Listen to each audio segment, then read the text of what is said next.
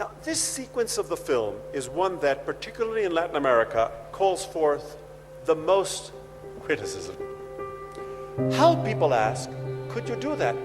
¿Cómo podrías hacer eso? They say to me. How could you validate that woman's grief for Pinochet? Honor it as similar to your grief for Allende?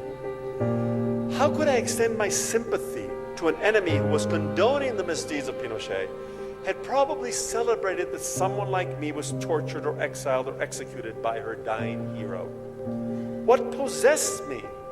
That's what people keep asking. That's the right word. In effect, I found myself possessed.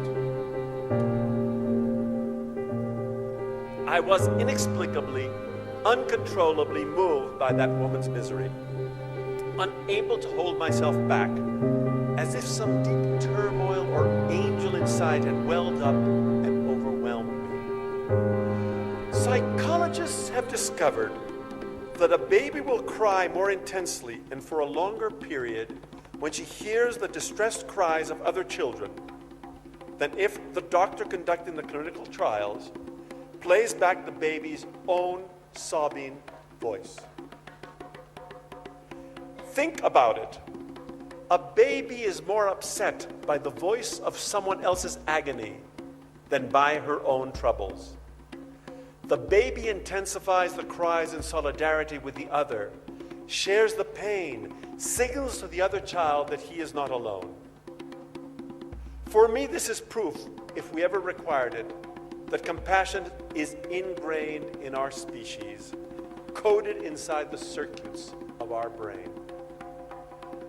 This is how we manage to become human, by creating the conditions for a social network where the suffering of others is intolerable, where we need to pity and comfort the afflicted.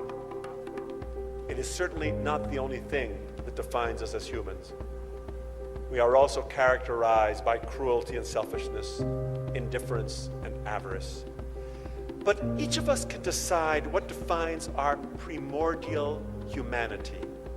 And I choose the preeminence of empathy with others as our most important trait.